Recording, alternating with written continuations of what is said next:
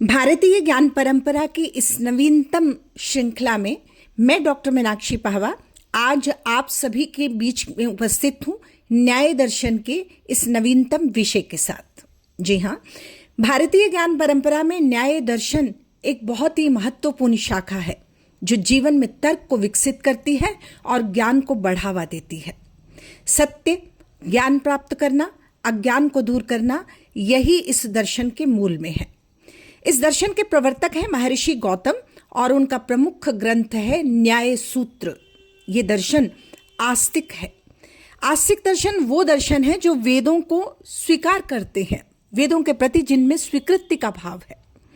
सही ज्ञान के माध्यम से मोक्ष प्राप्त करना ही इस न्याय दर्शन का उद्देश्य है। न्याय दर्शन मानता है कि व्यक्ति के अंदर दुख का कारण उसके अंदर बैठा हुआ अज्ञान है और यदि व्यक्ति उस अज्ञान से छुटकारा पा जाए और उसके अंदर ज्ञान उपज जाए तो वो दुख से मुक्ति प्राप्त कर सकता है। इस तरह दुख से मुक्ति का साधन तो ज्ञान है और दुख का कारण अज्ञान है।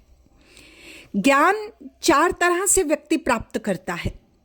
ये 4 तरह से प्राप्त होने वाला ज्ञान या तो इंद्रियों के द्वारा प्राप्त किया जाता है, या तर्क से निकाले गए निष्कर्ष से प्राप्त किया जाता है, या तुलना के आधार पर ज्ञान प्राप्त किया जाता है, या फिर विश्वसनीय व्यक्ति और शास्त्रों से ज्ञान प्राप्त किया जाता है। तो ज्ञान के ये 4 साधन कहलाते हैं प्रत्यक्ष, अनुमान, उपमान और शब्द।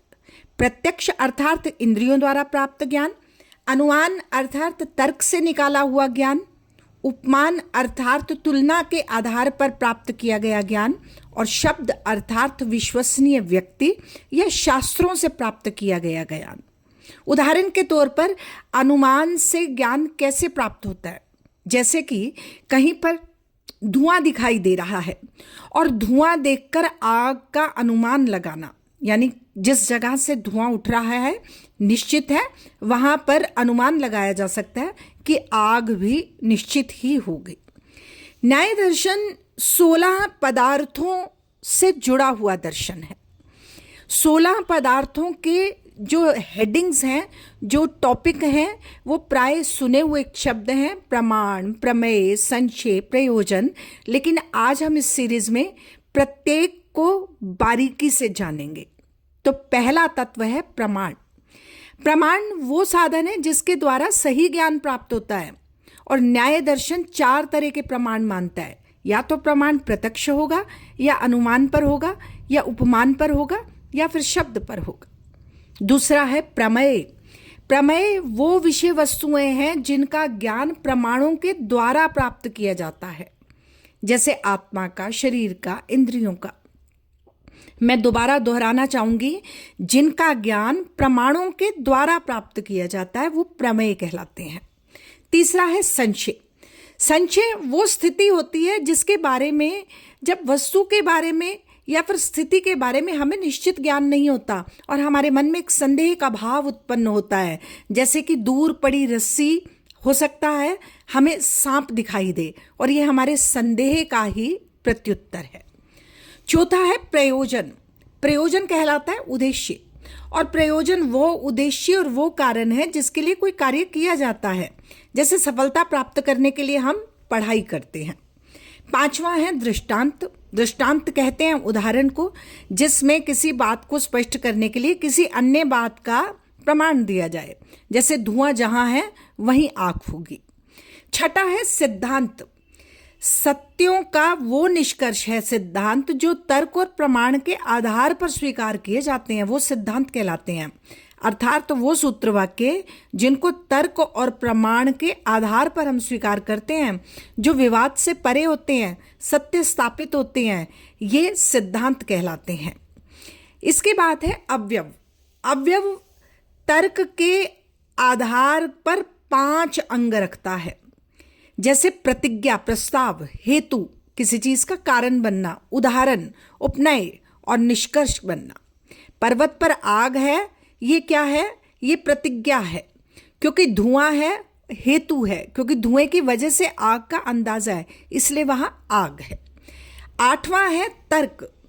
तर्क उस प्रक्रिया को कहते हैं जिसमें विचार के आधार पर सत्य का निर्णय किया जाता है कि बात सही है या गलत है, कि तर्क के आधार पर उसे सही ठहराया जाए या गलत ठहराया जाए, तो वो तर्क कहलाता है। फिर है निर्णय। निर्णय वो अवस्था कहलाती है जिसमें संशय दूर हो जाते हैं और हमें वस्तु का निश्चित ज्ञान प्राप्त हो जाता है कि हाँ, अब ये बात ठीक है और अब हम इससे जुड़ा निर्णय जो है वो दूसरों के समक्ष पेश कर सकते हैं। फिर है वाद। वाद कहते हैं शास्त्रार्थ को, बहस करने को नहीं।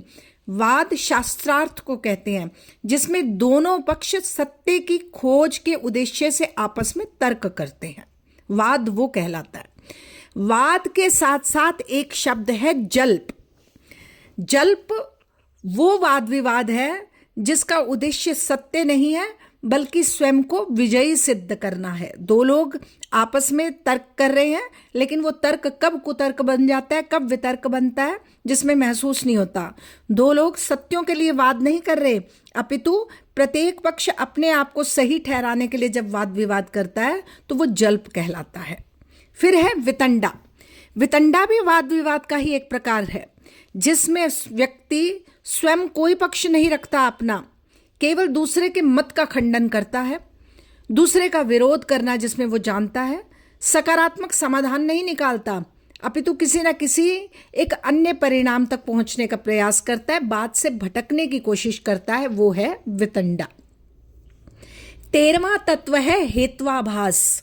हेत्वाभास कहते हैं कुतर्क को, गलत तर्क को, जिसमें दिया गया कारण सही प्रतीत होता है लेकिन वास्तव में वो गलत होता है। यहाँ पर तर्क गलती का शिकार होता है, इसलिए निकला हुआ निष्कर्ष भी गलत हो जाता है, इसलिए ये हेत्वाभास है। छल। छल वो स्थिति है जिसमें शब्दों के गलत अर्थ या फिर भ्रम पैदा करके दूसरे के तर्क को तोड़ा जाता है, इसे छल कहते हैं। इसमें जानबूझकर अर्थ का हम गलत प्रयोग करते हैं, सामने वाले को भ्रमित करने का काम करते हैं। और न्याय दर्शन का 15वां तत्व है जाति। जाति वो कुतर्क है जिसमें अनुचित समानता और अत्यधिक सामान्यकरण के आधार पर तर्क को गलत साबित करने की कोशिश की जाती है। इसमें तर्क को उलझाकर बेकार का वाक्य बना दिया जाता है, वास्तविक समाधान तक ये नहीं पहुंचने देती। इसके बाद 16वां और अंतिम तत्व है निग्रह स्थान। निग्रह स्थान एक अवस्था है जब वाद विवाद में कोई व्यक्ति अपने तर्क को सिद्ध नहीं कर पाता और पराजित हो जाता है तो ये तर्क की अंतिम असफलता की स्थिति होती है। इसमें व्यक्ति उत्तर देने में असमर्थ हो जाता है और चुप हो जाता है, तो ये क्या कहलाता है? निग्रह स्थान। अब इस न्याय दर्शन की एक खूबसूरती, एक विशेषता ये है कि ये समूचा न्याय दर्शन तर्क प्रणाली पर जुड़ा है, रीजनिंग पर, युक्ति पर, समाधान पर। ये वाद विवाद का विरोध नहीं करता अपितु व्यवस्थित करता है, सही और गलत का अंतर दिखाता है। आत्मा और मोक्ष का सिद्धांत है ये। न्याय दर्शन आत्मा को शाश्वत मानता है, आत्मा ज्ञान और अनुभव का आधार है और मोक्ष दुखों से पूर्ण मुक्ति को कहा जाता है। न्याय दर्शन की अगर समुचित विशेषताओं पर हम प्रकाश डालें तो ये तर्क शास्त्र का विकास करती है, वैज्ञानिक दृष्टिकोण का विकास करती है, स्पष्ट और व्यवस्थित विचार हमारे अंदर उपजाने का काम करती है और ज्ञान के साधनों का विश्लेषण करना हमें सिखाती है। भारतीय न्याय दर्शन भारतीय ज्ञान परंपरा में तर्कशास्त्र की नींव है, विज्ञान और बहस की विधि को विकसित करने का एक साधन है और लॉजिक है जिसे हम रीजनिंग भी कहते हैं। तो अंततः निष्कर्षतः मैं यही कहना चाहूंगी कि भारतीय ज्ञान परंपरा में न्याय दर्शन केवल एक दर्शन नहीं है, अपितु व्यक्ति को सही सोचने और समझने की कला से प्रवीण करने का एक सफलतम साधन है। सही ज्ञान और तर्क के माध्यम से ही जीवन समस्याओं का समाधान पा सकता है, यही न्याय दर्शन के मूल में है। धन्यवाद।